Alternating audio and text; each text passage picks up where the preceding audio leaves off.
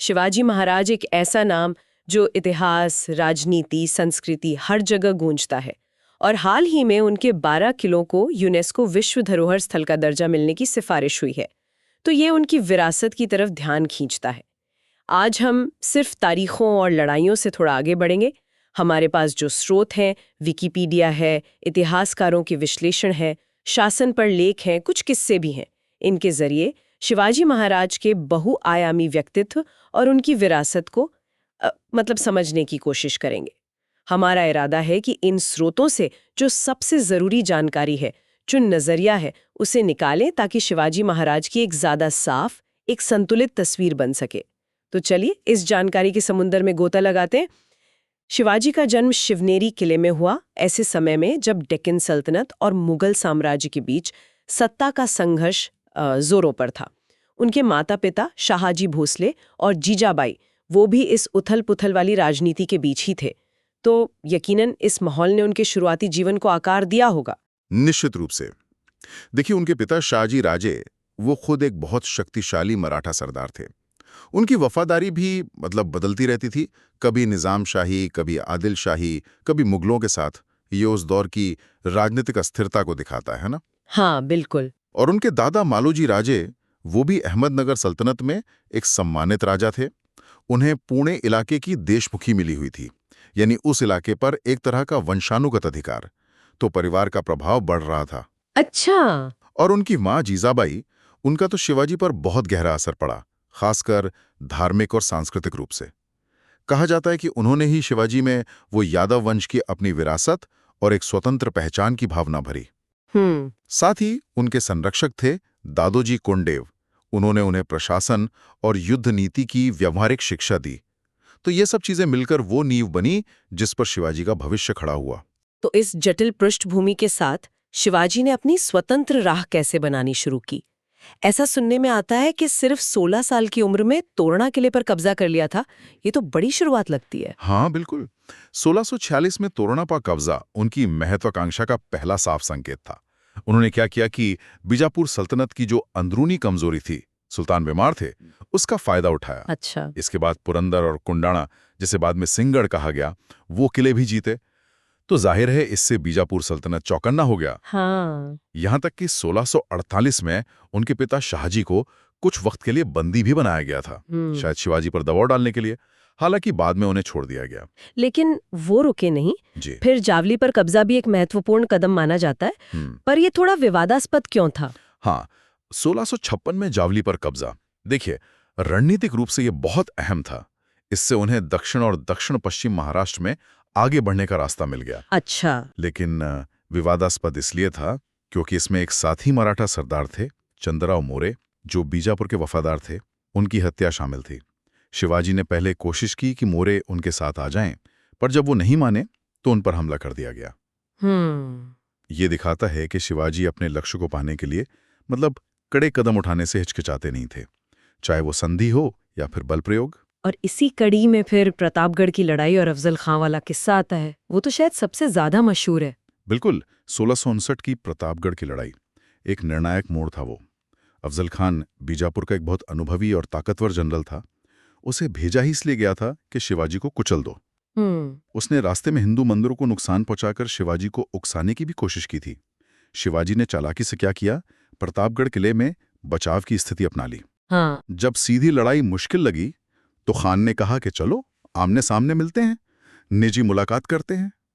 शिवाजी को शक तो था, इसलिए वो पूरी तैयारी से गए। कवच पहना, हथियार छिपा कर रखे, जिसमें वाघ नख यानी बाघ के पंजे जैसा धातु का हथियार और एक कटार शामिल थे। और उस मुलाकात में क्या हुआ फिर?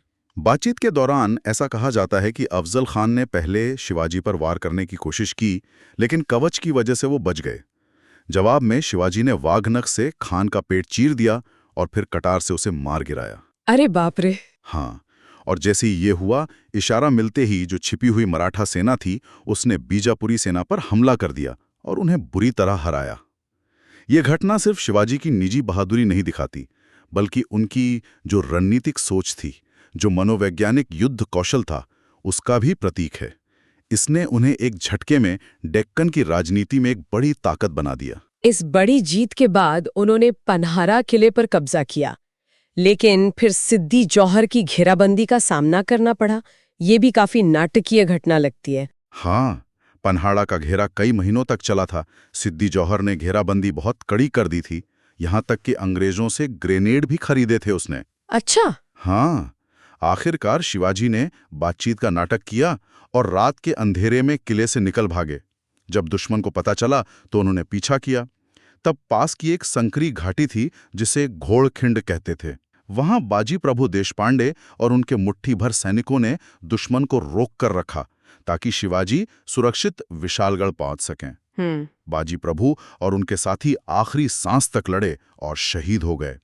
उनकी इस कुर्बानी के सम्मान में उस घाटी का नाम बाद में पावनखिंड यानी पवित्र घाटी पड़ा। ये घटना दिखाती है कि शिवाजी के प्रति उनके सैनिकों की वफादारी किस हद तक थी। बीजापुर से संघर्ष के बाद मुगलों के साथ उनके रिश्ते कैसे बने? शुरुआत में तो लगता है कि संबंध ठीक-ठाक थे। हाँ, शुरुआत में स्थिति थोड़ी जटिल थी। शिवाजी ने औरंगजेब को बीजापुर के खिलाफ मदद की पेशकश भी की थी, शायद अपनी स्थिति मजबूत करने के लिए। लेकिन 1657 के आसपास, जब औरंगजेब डेक्कन में व्यस्त था, शिवाजी के अधिकारियों ने मुगल इलाकों पर छापे मारे। अहमदनगर, जुन्नार। अच्छा। इससे औरंगजेब ज़ाहिर है नाराज हुआ और उसने अपने मामा शाइस्ता खान को एक बहुत बड़ी सेना के साथ, कहते हैं 1.5 लाख सैनिक थे, शिवाजी को सजा देने के लिए भेजा। और शाइस्ता खान ने पूरे पर कब्जा कर लिया और शिवाजी के बचपन के घर लाल महल में ही डेरा डाल दिया। और फिर शिवाजी ने वो मशहूर रात वाला हमला किया। बिल्कुल, अप्रैल 1663 का वो हमला शिवाजी के दुस्साहस का एक और उदाहरण है। वो अपने चुनिंदा 400 सैनिकों के साथ शादी के जुलूस का बहाना बनाकर रात में पुणे शहर में घुस गए और सीधे लाल महल में शाइस्ता खान के कमरे तक पहुंच गए। कमाल है। हाँ, अचानक हमला हुआ। शाइस्ता खान बच तो गया, लेकिन उसकी उंगलियां कट गईं और उसका बेटा मारा गया। ये मुगलों के लिए बहुत बड़ा अपमान था। औरंगजेब ने फौरन शाइस्ता खान को बंगाल भेज दिया। इस घटना ने शिवाजी की प्रतिष्ठा को तो बहुत बढ़ा दिया और ये दिखाया कि वो मुगलों को भी सीधी चुनौती दे सकते हैं। इस सफलता के बाद फिर उन्होंने सूरत को लूटा। क्या ये शाइस्ता खान पर हमले का ही एक तरह से विस्तार था? हाँ, इसे आप कह सकते हैं कि मुगलों को आर्थिक चोट पहुंचाना था और अपनी सेना के लिए संसाधन जुटाने थे। 1664 में सूरत मुगलों का एक बहुत ही अमीर बंदरगाह और व्यापारिक केंद्र था। शिवाजी ने शहर को कई दिनों तक लूटा। कहा जाता है कि लगभग 1 करोड़ रुपए की संपत्ति हासिल की। लेकिन यहाँ एक महत्वपूर्ण बात यह है कि कई स्रोत, जिनमें यूरोपीय यात्री भी शामिल हैं, वो बताते हैं कि शिवाजी ने लूट के दौरान आम नागरिकों, महिलाओं या पूजा स्थलों को नुकसान न पहुंचाने के सख्त निर्देश दिए थे। अच्छा, ये भी ध्यान रखा। हाँ, एक फ्रांसीसी यात्री थे बर्नियर। उन्होंने तो लिखा है कि शिवाजी ने ईसाई पादरियों के निवास को यह कहकर छोड़ दिया कि फ्रैंकिश पादरी अच्छे लोग हैं। ये उनकी युद्ध के कुछ नियमों की तरफ इशारा करता है। लेकिन सूरत की लूट ने औरंगजेब को और भी ज्यादा भड़का दिया होगा, जाहिर है। निश्चित रूप से। अब औरंगजेब ने अपने सबसे अनुभवी और कुशल राजपूत सेनापति मिर्जा राजा जयसिंह को भेजा। जयसिंह सिर्फ एक सेनापति नहीं थे, वो एक चतुर कूटनीतिज्ञ भी थे। उन्होंने शिवाजी के खिलाफ एक बड़ी रणनीति अपनाई, सैन्य दबाव डाला, स्थानीय शक्तियों को अपनी तरफ मिलाया और शिवाजी के इलाकों में तबाही मचाई। उन्होंने पुरंदर किले को घेर लिया और इसी दबाव के चलते फिर पुरंदर की संधि हुई। हाँ, जून 1665 में, जब पुरंदर किला गिरने ही वाला था और मराठा सरदारों का भारी नुकसान हो रहा था, तब शिवाजी को संधि के लिए मजबूर होना पड़ा। ये उनके लिए एक बड़ा झटका था। उन्हें अपने जीते हुए 35 किलों में से 23 महत्वपूर्ण किले मुगलों को देने पड़े, जिनकी सालाना आमदनी 4 लाख हूण थी। हूण मतलब उस समय की सोने की मुद्रा। बाप रे, 23 किले? हाँ, बहुत बड़ा नुकसान था। शिवाजी को मुगल आधिपत्य स्वीकार करना पड़ा और उनके बेटे संभाजी को 5000 का मनसबदार बनाकर मुगल दरबार में सेवा देने के लिए भेजा गया। शिवाजी ने औरंगजेब को माफीनामे वाले पत्र भी लिखे, जिसमें भविष्य में वफादारी का वादा किया। ये संधि शिवाजी के करियर का एक तरह से निम्न बिंदु था। और फिर औरंगजेब ने उन्हें आगरा बुलाया। ये मुलाकात तो बहुत ही नाटकीय साबित हुई। हाँ, 1666 में जयसिंह ने भरोसा दिलाया तो शिवाजी आगरा दरबार में गए। शायद औरंगजेब उन्हें कहीं दूर भेजना चाहता था, जैसे कंधार, लेकिन दरबार में उन्हें उनके कद के हिसाब से सम्मान नहीं मिला, बल्कि उन्हें निचले दर्जे के मनसबदारों की लाइन में खड़ा कर दिया। अच्छा। शिवाजी इसे अपना अपमान समझकर भरे दरबार में ही बोल पड़े। इससे औरंगजेब नाराज हो गया और उन्हें नजरबंद कर दिया गया। और फिर वो प्रसिद्ध फरारी, वो जो मिठाई की टोकरियों वाली कहानी है, वो कितनी सच है? ये कहानी बहुत मशहूर है कि शिवाजी ने बीमार होने का बहाना किया और दान के लिए रोज मिठाई और फलों की बड़ी बड़ी टोकरियां भेजने लगे। फिर 17 अगस्त 1666 को वो और संभाषी इन्हीं टोकरियों में छिपकर पहरेदारों को चकमा देकर भाग निकले। ये एक लोकप्रिय कहानी है। हाँ, सुनी तो है। हाँ, हालांकि कुछ इतिहासकार हैं जैसे स्टीवर्ट गॉर्डन, वो मानते हैं कि ये फरारी शायद इतनी आसान नहीं थी। हो सकता है इसमें पहरेदारों को रिश्वत देना या कोई और योजना शामिल हो। खैर, वजह जो भी रही हो, शिवाजी का आगरा की कैद से बच निकलना भारतीय इतिहास की एक बहुत ही महत्वपूर्ण घटना थी। अगर वो पकड़े रहते या मार दिए जाते तो शायद मराठा साम्राज्य का इतिहास कुछ और ही होता। आगरे से लौटने के बाद उन्होंने फिर खोए हुए इलाके वापस जीतने शुरू किए और अपने शासन को एक औपचारिक रूप देने के लिए राज्याभिषेक करवाया। लेकिन इसमें भी कुछ सामाजिक दिक्कतें थी। हाँ, ये एक बहुत ही दिलचस्प पहलू है। ये उस समय की सामाजिक संरचना पर रोशनी डालता है। देखिए, शिवाजी के पास शक्ति थी, सेना थी, क्षेत्र था, सब कुछ था, लेकिन औपचारिक रूप से राजा या छत्रपति की उपाधि नहीं थी। अच्छा। ये उपाधि उन्हें न केवल दूसरे मराठा सरदारों पर सर्वोच्चता देती, बल्कि उनके शासन को एक धार्मिक और कानूनी मान्यता भी मिलती। समस्या ये थी कि स्थानीय ब्राह्मणों का एक वर्ग उन्हें क्षत्रिय मानने को तैयार नहीं था। क्यों? क्योंकि भोंसले परिवार की जड़ें पारंपरिक रूप से कृषक यानी कुंबी या मराठा समुदाय में मानी जाती थीं, जो कि योद्धा वर्ग यानी क्षत्रिय से अलग था। तो उन्होंने वैदिक रीति से राज्याभिषेक करने से इनकार कर दिया। ओहो, तो फिर इस बाधा को कैसे पार किया गया? शिवाजी ने इसका समाधान ढूंढा। उन्होंने काशी यानी वाराणसी से एक बहुत प्रतिष्ठित विद्वान गागा भट्ट को बुलवाया। गागा भट्ट ने एक वंशावली पेश की जिसमें भोंसले परिवार का संबंध मेवाड़ के प्रतिष्ठित सिसोदिया राजपूतों से जोड़ा गया, जो क्षत्रिय माने जाते थे। अच्छा, ऐसे? हाँ। इसके बाद शिवाजी का जनेऊ संस्कार हुआ, उन्हें एक क्षत्रिय घोषित किया गया और उनके विवाह भी वैदिक रीति से दोबारा करवाए गए। तब जाकर 6 जून 1674 को रायगढ़ किले में एक भव्य समारोह में उनका राज्याभिषेक हुआ। उन्होंने छत्रपति, शककर्ता और हैंदव धर्मोद्धारक जैसी उपाधियां धारण की। इस समारोह ने उनकी स्थिति को औपचारिक रूप से स्थापित कर दिया। एक और रोचक बात यह है कि राज्याभिषेक के कुछ ही दिन बाद उनकी मां जीजाबाई का निधन हो गया। इसे कुछ लोगों ने अपशकुन माना। तब निश्चलपुरी गोस्वामी नाम के एक तांत्रिक संत थे। उन्होंने कहा कि पहला राज्याभिषेक सही मुहूर्त में नहीं हुआ था, इसलिए 24 सितंबर 1674 को एक दूसरा तांत्रिक विधि से राज्याभिषेक किया गया। शायद इसका एक मकसद ये भी था कि सभी धार्मिक मतों और वर्गों को संतुष्ट किया जाए। अच्छा, राज्याभिषेक के बाद उन्होंने अपने प्रशासन को और मजबूत किया होगा। उनकी अष्टप्रधान व्यवस्था का जिक्र अक्सर होता है। ये क्या थी और कितनी प्रभावी थी? अष्टप्रधान यानी 8 मंत्रियों की परिषद। ये उनके प्रशासन का कह सकते हैं केंद्रीय स्तंभ थी। ये कोई बिल्कुल नई खोज नहीं थी, बल्कि प्राचीन भारतीय परंपराओं, खासकर शुक्र नीति से प्रेरित थी। लेकिन शिवाजी ने इसे अपने राज्य की जरूरतों के हिसाब से ढाला। कौन-कौन थे इसमें? इसमें 8 प्रमुख मंत्री थे। पेशवा यानी प्रधानमंत्री, अमात्य या मजुमदार यानी वित्त मंत्री, मंत्री या वाक्यानवीस जो रोजमर्रा के रिकॉर्ड रखते थे, सुमंत या दबीर यानी विदेश सचिव, सचिव या शुरनवीस जो शाही पत्राचार देखते थे, पंडित राव यानी धार्मिक मामलों के प्रमुख, न्यायाधीश यानी मुख्य न्यायाधीश और सेनापति या सर ए नौबत यानी कमांडर इन चीफ। तो क्या ये मंत्री सिर्फ सलाह देते थे या इनके पास असली शक्ति भी थी? ये सिर्फ सलाहकार परिषद नहीं थी। हर मंत्री अपने विभाग का प्रमुख था और सीधे छत्रपति को जवाब देता था। और देखिए, महत्वपूर्ण बात यह है कि पंडित राव और न्यायाधीश को छोड़कर बाकी सभी मंत्रियों को जरूरत पड़ने पर सैन्य अभियानों का नेतृत्व भी करना पड़ता था। अच्छा, यानी प्रशासन और सेना जुड़े हुए थे। बिल्कुल। ये व्यवस्था प्रशासन को सुचारू रूप से चलाने, शक्तियों का संतुलन बनाने और छत्रपति को प्रभावी ढंग से शासन करने में मदद करती थी। ये उस समय की जो केंद्रीकृत राजशाही व्यवस्थाएं थी, उनकी तुलना में ज्यादा व्यवस्थित तरीका था। प्रशासन के अलावा उन्होंने भाषा और राजस्व प्रणाली में भी कुछ बदलाव किए।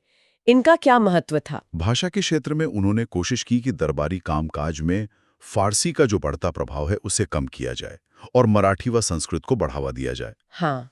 इसके लिए राज व्यवहार कोश नाम का एक शब्दकोश तैयार करवाया गया। इसमें फारसी और अरबी के जो प्रशासनिक शब्द थे, उनके संस्कृत पर्याय दिए गए थे।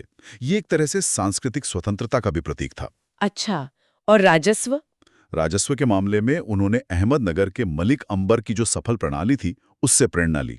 उन्होंने जमीन का बहुत सावधानी से सर्वे करवाया, उपज का अनुमान लगाया और फिर राज्य का हिस्सा तय किया, जो आमतौर पर उपज का लगभग 40% होता था। सबसे महत्वपूर्ण बात यह थी कि उन्होंने किसानों यानी रैयत से सीधा संबंध बनाने की कोशिश की, और जो बिचौलिए थे जैसे देशमुख, देसाई, पाटिल, जिन्हें वतनदार या मिरासदार कहते थे, उनके प्रभाव को कम किया। उनका लक्ष्य था एक स्थिर और उचित राजस्व प्रणाली बनाना जो किसानों का ज्यादा शोषण ना करे। आपने किसानों की भलाई की बात की। हाँ। क्या इसका कोई ठोस उदाहरण मिलता है? हाँ, उनके एक पत्र का जिक्र मिलता है जिसमें वो अपने अधिकारियों को चेतावनी देते हैं।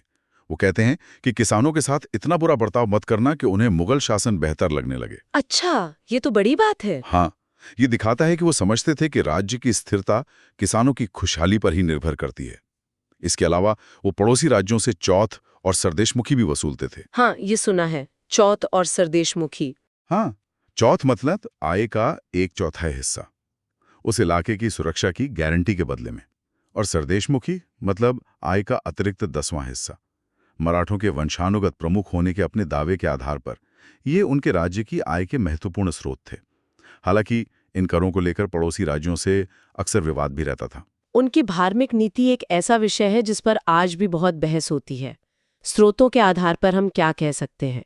क्या वो एक कट्टर हिंदू शासक थे या सहिष्णु भी थे? स्रोत देखिए एक मिलीजुली तस्वीर पेश करते हैं।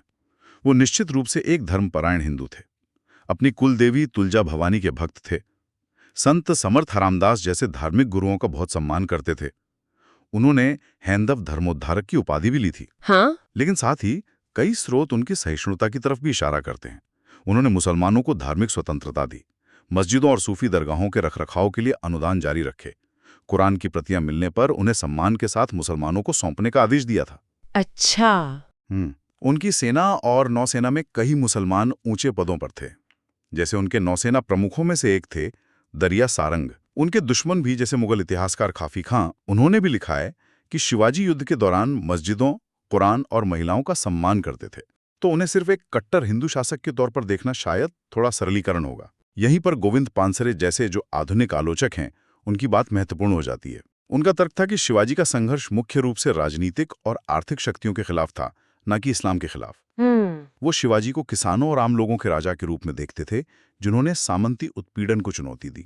उनका कहना था कि शिवाजी का हिंदुत्व आज के राजनीतिक हिंदुत्व से अलग था, जो दूसरे धर्मों के प्रति नफरत पर आधारित नहीं था। ये अलग अलग व्याख्याएं दिखाती हैं कि शिवाजी की धार्मिक नीति कितनी जटिल है और उसे कैसे अलग अलग नजरियों से देखा जाता रहा है। सैन्य रणनीति पर आते हैं।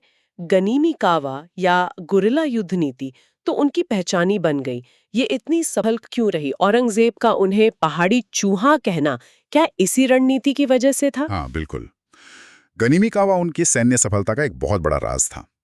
औरंगजेब का पहाड़ी चूहा कहना एक तरह से उनकी इस रणनीति की प्रभावशीलता को मानना ही था, भले ही वो इसे अपमानजनक लहजे में कह रहा हो। हाँ, सही है। शिवाजी समझते थे कि वो संख्या और संसाधनों में मुगलों या बीजापुर की बड़ी भारी भरकम सेनाओं का सीधे मैदान में मुकाबला नहीं कर सकते।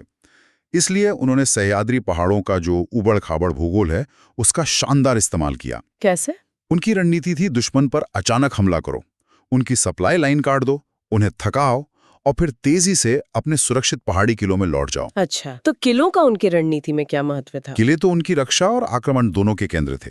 कहा जाता है कि उनके पास 240 से 280 किले थे। कई उन्होंने खुद बनवाए या मरम्मत करवाई। बाप रे, इतने किले! हाँ, ये किले सिर्फ सुरक्षित ठिकाने नहीं थे, बल्कि आसपास के इलाकों पर नियंत्रण रखने और रसद जमा करने के केंद्र भी थे। उन्होंने किलों की सुरक्षा के लिए एक दिलचस्प त्रिस्तरीय व्यवस्था भी लागू की थी। वो क्या थी? हर किले पर 3 बराबर रैंक के अधिकारी होते थे।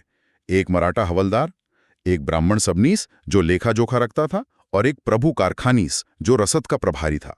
ये व्यवस्था किसी एक अधिकारी को पूरा नियंत्रण देने से रोकती थी और किले के दुश्मन के हाथ में जाने का खतरा कम करती थी। ये तो बहुत सोचा समझा सिस्टम लगता है।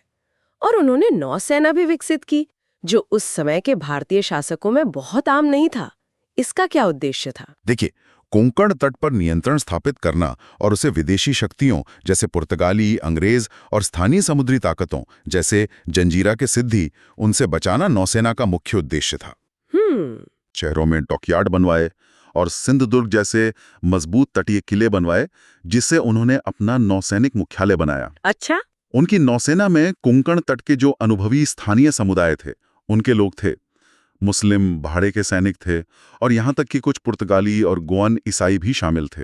हालांकि ये नौसेना शायद यूरोपीय नौसेनाओं जितनी शक्तिशाली नहीं थी, पर तटीय रक्षा, व्यापार मार्गों की सुरक्षा और सिद्धियों को चुनौती देने में काफी प्रभावी रही। अपने जीवन के अंतिम वर्षों में शिवाजी ने दक्षिण भारत में भी अभियान चलाए थे। इसका क्या महत्व था? हाँ, 1677 का कर्नाटक अभियान उनके सबसे महत्वाकांक्षी अभियानों में से एक था। उन्होंने गोलकुंडा के कुतुब शाह के साथ एक बहुत चतुर कूटनीतिक संधि की और फिर दक्षिण की ओर एक बड़ी सेना लेकर गए। अच्छा। इस अभियान का उद्देश्य सिर्फ लूटपाट नहीं था, बल्कि दक्षिण में मराठा प्रभाव का विस्तार करना था और मुगलों के संभावित हमलों के खिलाफ एक रणनीतिक गहराई हासिल करनी थी। उन्होंने वेल्लोर और जिंजी जैसे बेहद मजबूत किले जीते। हाँ, जिंजी का नाम तो सुना है। हाँ, जिंजी बाद में मराठा साम्राज्य के लिए बहुत महत्वपूर्ण साबित हुआ। जब मुगलों ने महाराष्ट्र पर कब्जा कर लिया था, तो जिंजी कई सालों तक मराठों की राजधानी बना रहा। इस कर्नाटक अभियान ने शिवाजी को एक तरह से अखिल भारतीय कद का नेता बना दिया। लेकिन उनके अंतिम वर्ष कुछ व्यक्तिगत और पारिवारिक चिंताओं से भी घिरे रहे, ऐसा सुनने में आता है। हाँ, ये सच है। उनके बड़े बेटे और उत्तराधिकारी संभाजी, उनका व्यवहार उनके लिए थोड़ी चिंता का कारण बन गया था। संभाजी बहादुर योद्धा तो थे, लेकिन थोड़े इम्पल्सिव थे, मतलब जल्दबाज थे और अपने पिता के कुछ फैसलों से सहमत नहीं थे। अच्छा। वो कुछ समय के लिए नाराज होकर मुगल कमांडर दिलेर खान से भी जा मिले थे। हालांकि बाद में लौट आए। शिवाजी इस बात से काफी परेशान थे कि उनके बाद साम्राज्य का क्या होगा। इसी दौरान अप्रैल 1680 में लगभग 50-52 साल की उम्र में शिवाजी बीमार पड़े और रायगढ़ किले में उनका निधन हो गया। उनकी मृत्यु के कारण पर थोड़े अलग अलग मत है। कोई बुखार कहता है, कोई आंत्र की बीमारी बताता है। और उनकी मृत्यु के तुरंत बाद उत्तराधिकार को लेकर भी संघर्ष हुआ। हाँ, बिल्कुल। शिवाजी की मृत्यु के बाद उनकी एक पत्नी थी, सोयराबाई। उन्होंने अपने नाबालिग बेटे राजाराम को गद्दी पर बिठाने की कोशिश की। इसमें कुछ मंत्री भी शामिल थे, लेकिन संभाजी, जो उस वक्त पन्हाला किले में थे, उन्होंने इस चुनौती को स्वीकार किया। उन्होंने सेना का समर्थन हासिल किया, रायगढ़ पर कब्जा किया और खुद को छत्रपति घोषित कर दिया। सोयराबाई और उनके समर्थकों को सजा दी गई। इस शुरुआती संघर्ष ने मराठा सरदारों के बीच कुछ समय के लिए एक विभाजन सा पैदा कर दिया था। शिवाजी की विरासत आज भी इतनी शक्तिशाली क्यों है और क्यों ये अक्सर विवादों में घिर जाती है?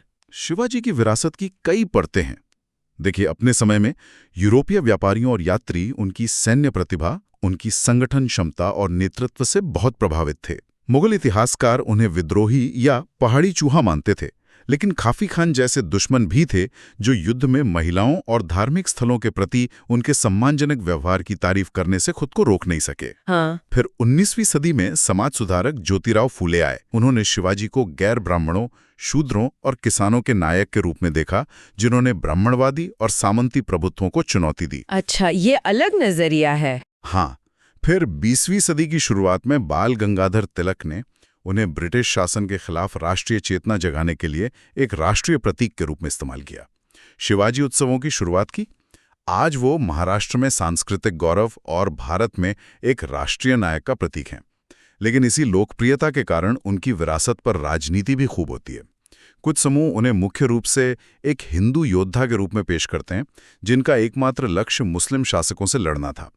ये नजरिया अक्सर उनके प्रशासन, उनकी आर्थिक नीतियों और उनकी धार्मिक सहिष्णुता के पहलुओं को नजरअंदाज कर देता है। दूसरी ओर गोविंद पानसरे जैसे वामपंथी विचारक और कुछ इतिहासकार इस हिंदू रक्षक वाली छवि को चुनौती देते हैं।